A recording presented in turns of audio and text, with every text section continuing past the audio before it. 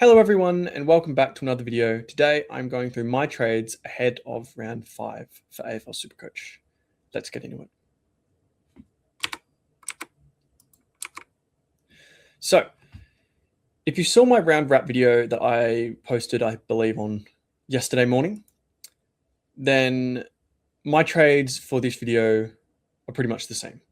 But if you haven't, I will go through them now. So if we look at the team, it wasn't that good, but it wasn't that bad.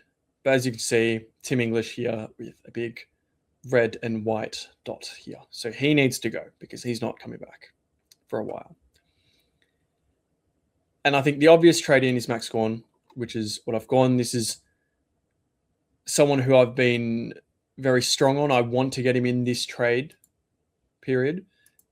There are other players I could go, but I feel like Gawn, we look at the run, he's got Essendon coming up, and I know they are a bit cursed this year, but I just think third time's the charm.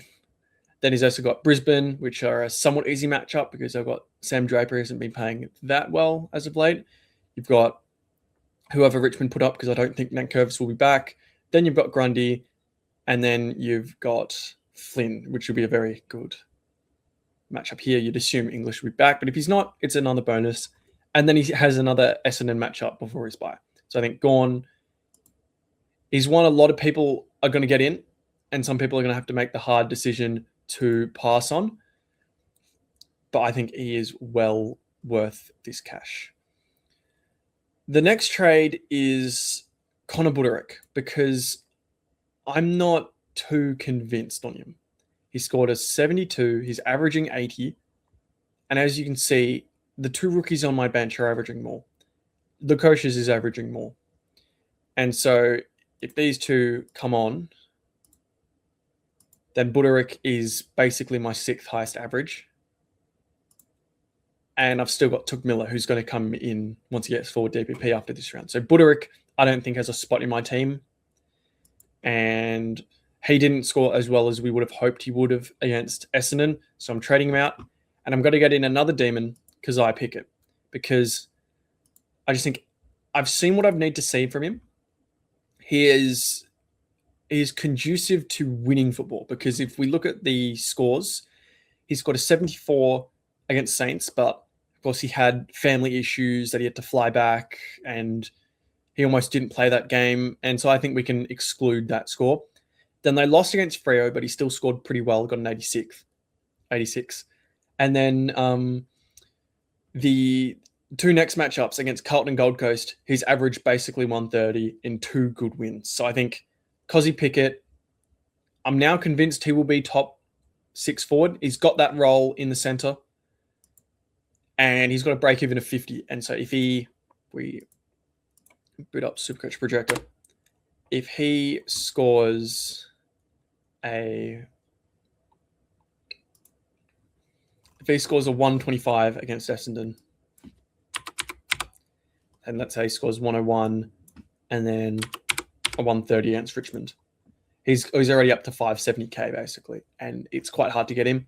And he's the type of player that could go genuinely a 150, because we saw him in last year when they still had Track, they still had Oliver. He got a 134 against Fremantle, 148 against Sydney. I think he went off that game, had like 4 or 5 goals. And the rest of the scores were pretty mediocre, but of course he was playing a lot more forward than now. He's got that midfield role, and I think he's going to be one I really want to get in now. And I think, of course, I can't afford it, so I'm going to have to make a third trade if I want to get these two. Now, I want to get in Jacob Farrow, because if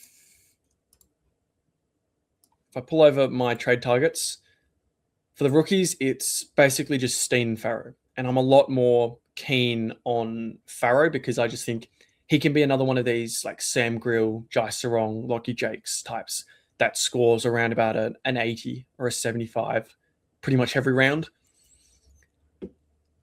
I'm not so keen on Steen. I think that 82 was a bit of an anomaly, because he scored a 41 this round.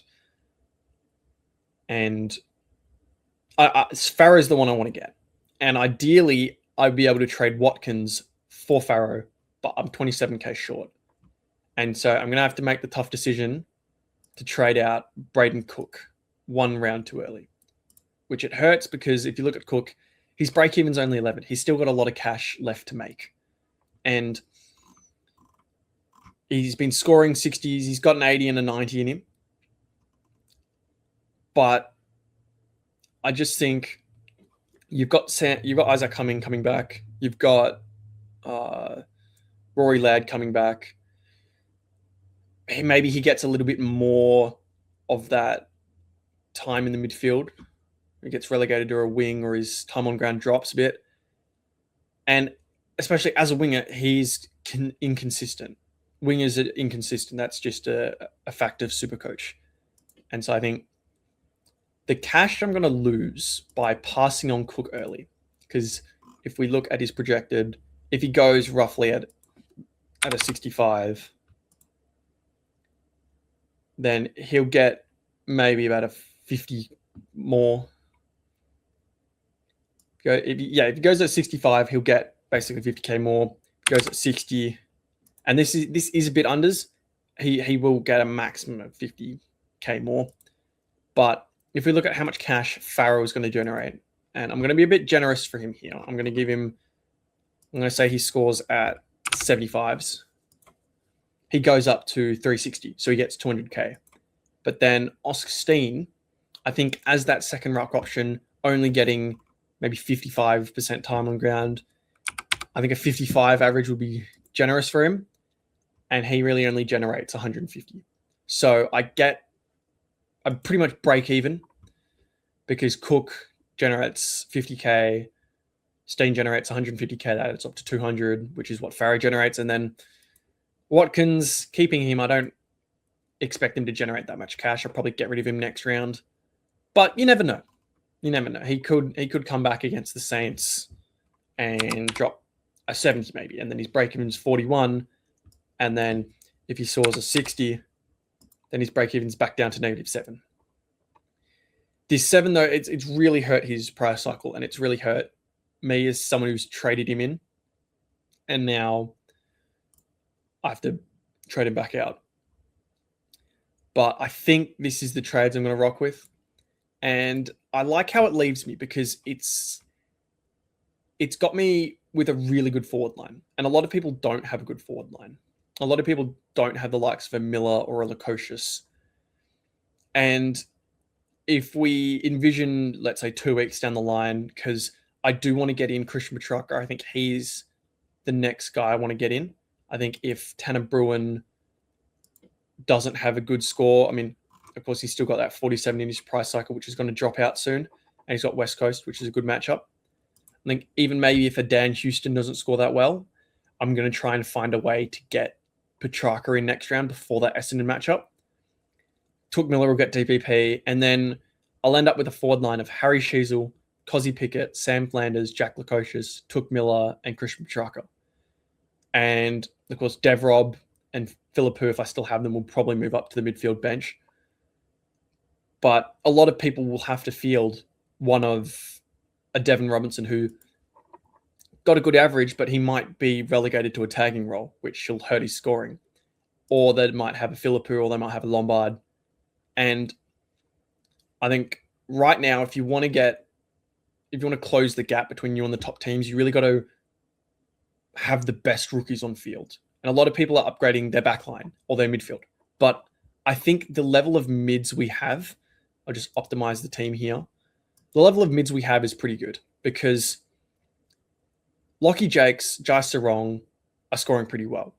Jacob Barra hopefully can join them in that group. Then we go to the midfield. Jagger Smith is always knocking on the door of a ton, pretty much every game. Sam Grill has shown that he has a good score in him, 73, 90. So has Tom Myers with an 85, some high 70s. And then you got Milan Murdoch as well, who is averaging 101. Is he going to average that when he comes back? Maybe not, but we should still expect a good score from him. But the forward line rookies are just not of the same caliber. So I think if I can max out my forward line before I max out the other lines, the rookies on the other lines will score better than other people's forward rookies. So that's my thinking of why I'm going so forward heavy. And so hopefully it works out. I think if Milan Murdoch doesn't play, I'm going to bring him on field and I'm going to loop between Tom Myers and Milan Murdoch because, of course, he plays late in the round. It's also good because I can use him as a loophole. So I'm probably going to go the VC on Max Gawn and then potentially a C on Butters, although I'm not sure if they are going to send someone to him. Someone else I've been thinking of is a VC on Nick Dacos, actually, because there have been reports that Freo are going to try not to tag him. So I think that's a ballsy VC, but I think with the rucks, I think you want to VC a ruck because, of course, they have the high ceiling. And so if he doesn't do well, you can always fall back to a Marcus Bontempelli, which is, I think, how I'm going to go. I'm going to loop between Blamires and Grill. So, I mean, hopefully Gawn does well in that case, because, I mean, if Blamires doesn't do a good score, I might want to put Grill back on. But, yeah, we'll get to that when it comes to it. It does leave me with one boost, which hurts, but I think it's the price I'm willing to pay to get these players that I think will both be keepers, will both be top of line. And then I'll optimize it again because I've switched some things up. Okay. And then, yeah, if I move Dacos back on field over Blamires, I move Farrell on field instead of Lindsay. If you count Nick Dacos' score because he's playing and they're not counting his score, I'll also move Marshall back on field. There you go.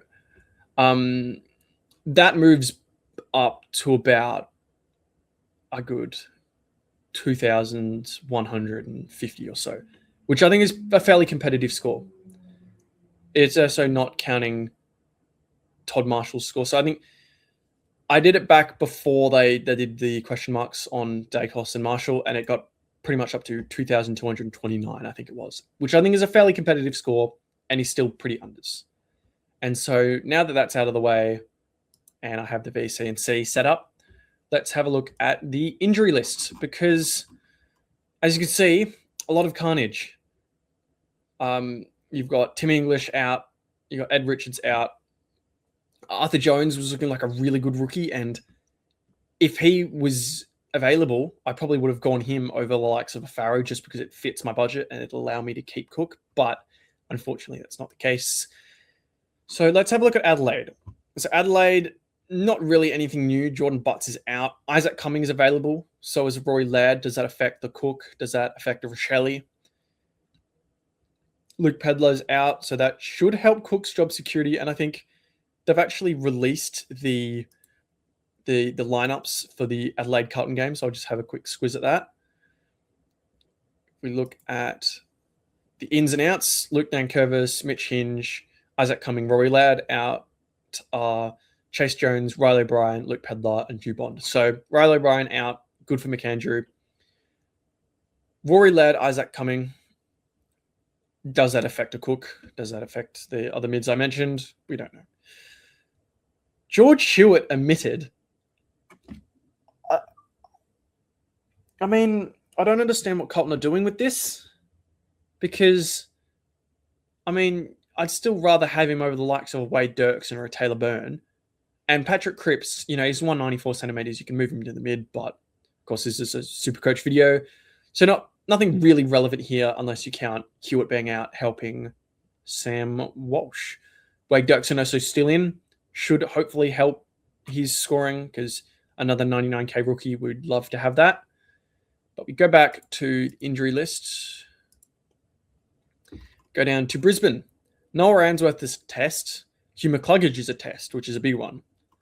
Harris Andrews is returning, which I think basically kills Zane Zakostowski as a pick. It's a shame that Dara Joyce got the spot ahead of him. But, I mean, that's the fate of the ruckline rookies. They usually end up just dead on our bench. He's one I will hope to trade out in the next couple of weeks if another ruckman comes along. I think Louis Emmett for the Dogs is a potential shot if he is just a replacement for Tim English over his injury time. But yeah, it's a shame. Go to Carlton. Of course, we saw what they did with their list changes. Harry Dean, Matt Duffy, Cooper Lord all out for a week. Jacob Weering as well. Nothing really relevant there. Go down to Collingwood. Nick Dacos is a test. You'd assume he plays. I think they've said he plays. Don't quote me on that, though. Scott Pendlebury, Achilles, he should probably play. Angus Anderson, I think they have said that he's going to debut. So a nice 113k rookie. And that I think that seems about it for Collingwood. For Essendon, I think Sullivan Roby is another player who I think is a very possible debut for this round. Not sure if it's been confirmed or not. Nothing really changing here. Cillian Burke is not going to get a spot. I think Parrish is also training with the rehab group. So if you still have him, probably get rid of him. Fremantle, Hayden Young back in a week. Nothing really else here. Michael Frederick, not Supercoach relevant. Go down to Geelong. They're all like indefinite TBC, individualized program. They really don't want to reveal that much Geelong, but nothing Supercoach relevant, I think, that much. James Warple might come back. Does that affect the likes of a Holmes or a Bailey Smith? It shouldn't, but you never know. Gold Coast, Nick Holman, Jai Murray, Jamar Ugle-Hagan. Track is a test. Jake Rogers is a concussion, but he played last game, so I'm not sure about that. Glad I didn't pick him up. That would have been really, really depressing. Alex Davies could come back, and it'll be interesting to see how they recover from that horrible loss. Okay, Giants, just TBC. Test for Bedford, test for Cadman, test for Daniels. I think it's been like that last 3 weeks. Everyone else, TBC. So, Toby Bedford, if we look at who the Giants play, I don't have any Giants players. He's a one to watch because obviously he's a prolific tagger. Heaney, maybe. They might shut him down. Sheasel, I mean, really any of the mids there. No one. Maybe a McCluggage, maybe could he run with a Cosy Pickett? I'm not sure. But that's far down the line. Hawthorn, not really anything. I mean, Carl Amon might come back. That might somewhat affect Sicily, who didn't need scans, along with Jack Gunston after the injury scares against Geelong. That was one of the best games I've ever watched. Flynn Perez, Jack Dalton, hopefully they stay in and hopefully they can maintain a spot. I mean, I think Mackenzie and Amon are both tests, but I think Flynn Perez especially looked really good. And as another 99k rookie, we can't have too many of those. Melbourne, Bailey Fritsch is close, but that doesn't affect anything. Everyone else is still far out. So Jack Bowie, maybe you have a Salem, I don't know. He's a while out. Jack Viney, he's still TBC. So Steele could be a very good pick. To North Melbourne, Josh Goder in a week, Griffin Logue, a test. Finn O'Sullivan, TBC, so he's a trade out. And Sherry, of course, still waiting to round 7. Lockie Doverston hopefully comes back in because he looks pretty good. I think you want to get as much games into him as you can if you're North. Going down to Port, no one soon. Todd Marshall, hopefully, I think comes back this round. I think there have been talks on Twitter and stuff that he's coming back. Connor Rozier, that's a shame. It's a shame because that cost everyone a boost. But I think apart from Todd Marshall, there's no one really here. Richmond, not really thinking anyone for Richmond. Josh Kubgis a test, Noel Bolter a test, Hugo Ralph Smith a test. I mean, Gibcus and Bolter are defenders, but I don't think they affect Grill that much. St Kilda, Hunter Clark is still a test, so is Paddy Dow, Liam Henry. Cooper Sharman coming back. Do these three affect the likes of a Jack Harrell? So I've already traded him out, but I know a lot of people still have him.